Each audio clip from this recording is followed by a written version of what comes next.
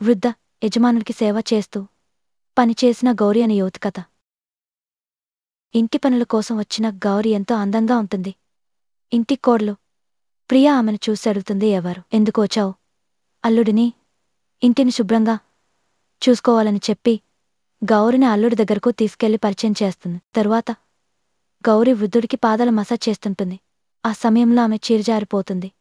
దాన్ని చూసి వృద్ధుడికి సిగ్గేస్తుంది. దాన్ని గమనించిన ప్రియా, గౌరీ, నీ చీర సరిచేసుకో అని మందలిస్తుంది. వెంటనే ఆమెను బయటికి తీసుకొచ్చి, ఈ ఇంట్లోకి నువ్వు ఉండకూడదు, వెళ్ళిపో అని కాస్త తీవ్రంగా వాపుతుంది. క్షమించండి, పిన్ పెట్టడం మర్చిపోయాను అని గౌరీ చెప్పుతుంది. ప్రియా చివరి హెచ్చరికిస్తుంది. ఆ రాత్రి గౌరి వృద్ధుడి గదికి వస్తుంది. యజమానుగారు, మీ కోడలు అన్నింటికీ కోపపడుతుంది, కానీ నేను మీకు సేవ్ చేయడానికే వచ్చాను కదా అంటూ పక్కన కూర్చుని అతని భుజంపై చేయి పెడుతుంది. వృద్ధుడికి మళ్లీ అసహజంగా ఉంటుంది. అయినా ఆమె చెంపను తట్టి ఓదారుస్తాడు. మరుసటి రోజు కోడలు బయటకు వెళ్తారు. మావగారికి సమయానికి మందులివ్వాలి అని గౌరిని బయలుదేరతారు. ఇప్పుడే సరైన సమయం అని గౌరి అనుకుంటుంది. రాణిలా సోఫాలో కూర్చుంటుంది. తరువాత వృద్ధుడిని పిలిచి, ఇప్పుడు మీరు స్నానం చేయాలి అంటూ అతన్ని తీసుకెళ్లి స్నానం చేస్తుంది. స్నానం చేస్తూ అతనితో రొమాన్స్ చేస్తుంటుంది. అంతలో బెల్ మోగుతుంది. గౌరి అన్న వస్తాడు. బట్టలు తడిగా కనిపించి, ఇక్కడ ఏం జరుగుతోంది? నాకు అర్థమైంది. నేను నిన్ను నా ఇంట్లోకి తీసుకోను అని కోపపడతాడు. ఆ హీరో లాంటి అన్న నన్ను వదిలేశాడు, నేను ఒంటరిగా మిగిలిపోయాను అంటూ గౌరీ ఏడుస్తుంది. వృద్ధుడు, నీ అన్న తిరిగి వస్తాడు, నువ్విక్కడే ఉండు అంటాడు. నా గౌరవం పోయింది, ఇప్పుడు ఎవరు నన్ను పెళ్లి చేసుకుంటారు అంటుంది. నేను పెళ్లి చేసుకుంటాను అని వృద్ధుడు అంటాడు. నిజంగా అంటూ గౌరీ ఆనందంతో అతన్ని ఆలింగనం చేస్తుంది. ఇద్దరూ పెళ్లి చేసుకుంటారు. ఇంటికొచ్చినప్పుడు కోడలు ప్రియా, పనివాడిని పెళ్లాడి యజమానురాలు అయిపోయావా? నీ పథకం నాకు అర్థమైంది అంటుంది. గౌరీ, ఇది ఆయన మనసుతో చేసిన పని అంటుంది. ఇప్పటినుంచి ఆమెతో మాట్లాడద్దు అని వృద్ధుడు కోడలికి హెచ్చరిస్తాడు. అర్ధ వయసు చిన్నారిని మీ నాన్న పెళ్లి చేసుకోవడం నాకులగా ఉంది అని భర్తతో చెప్పుకుంటుంది.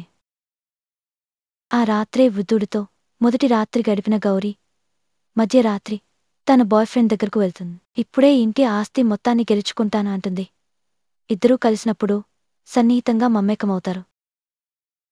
రాత్రి తరువాత ఉదయం ఖరీదైన చీరలతో ఆభరణాలతో ప్రియ ఎదుటికొస్తుంది. ప్రియా కోపంతో కేకలు వేస్తుంది. నీ అత్తతో ఇలా మాట్లాడుకో అని వృద్ధుడు చెప్పాడు. నాకు పరాటా తీ అని గౌరీ ఆజ్ఞాపిస్తుంది. భర్త ప్రియాను ఓదారుస్తాడు. ఆ సమయంలో గౌరీ బాయ్ఫ్రెండ్ వస్తాడు. నీ అన్నం నేనే పిలిపించాను, సర్ప్రైజ్ ఇవ్వాలనుకున్ అని వృద్ధుడు చెప్పాడు. అతను కోడలిని వక్రంగా చూస్తాడు. ఆ రోజు సాయంత్రం చూడండి ఎలా చూశాడు. అతను ఇక్కడ ఉండకూడదు అని ప్రియా అంటుంది. ఇక్కడ ఉంటాడు అంటూ గౌరి కూడా చేస్తుంది. ఆమె నటన చేస్తుంది. వృద్ధుడు కోడలిని క్షమాపణ చెప్పమంటాడు. భర్త కూడా ప్రియాను సపోర్ట్ చేయడు. ప్రియా క్షమాపణ చెబుతుంది. ఆ రాత్రి మంచంపై పూలతో ఏర్పాటు చేసి గౌరీ వృద్ధుడితో డాన్స్ చేస్తుంది. దాన్ని కొడుకు కోడలు చూస్తారు. తరువాత మీకు ఏమైతే నా గతి ఏమిటి? ఇంటి ఆస్తిని నా పేరుపై రాసివ్వండి అంటుంది గౌరీ. తర్వాత పత్రాలు తెచ్చి ఈదికి సంతకం పెట్టండి, నాకు శాంతి ఇవ్వండి అంటుంది. వృద్ధుడు మత్తులో సంతకం చేస్తాడు. అర్ధరాత్రి ఆ పత్రాన్ని బాయ్ఫ్రెండ్కు చూపుతుంది. వృద్ధుడి కొడుకు వారిని చూసి వెళ్తాడు. కాని వృద్ధుడిని బలవంతంగా త్రాగించి మెట్ల మీద నుంచి తోసివేస్తారు. వృద్ధుడి శవం చూసి ప్రియా విలపిస్తుంది. మరుసటి రోజు గౌరీ బాయ్ఫ్రెండ్ కలిసి మాట్లాడుకుంటుంటారు. ప్రియ వింటుంది. పోలీసులకు ఫోన్ చేసి వారిని అరెస్ట్ చేయిస్తుంది. ఇద్దరు అన్న చెల్లెలని నటించుకుంటూ నన్ను మోసం చేశారా అంటుంది. మౌని, నా భర్తను మేమే చంపాం అని ఒప్పుకుంటుంది గౌరీ. పోలీసులు వచ్చి అరెస్ట్ చేస్తారు. కథ ముగిసింది. చూసారుగా మిత్రులారా, ఈ కథపై మీ అభిప్రాయాన్ని కామెంట్లో చెప్పండి.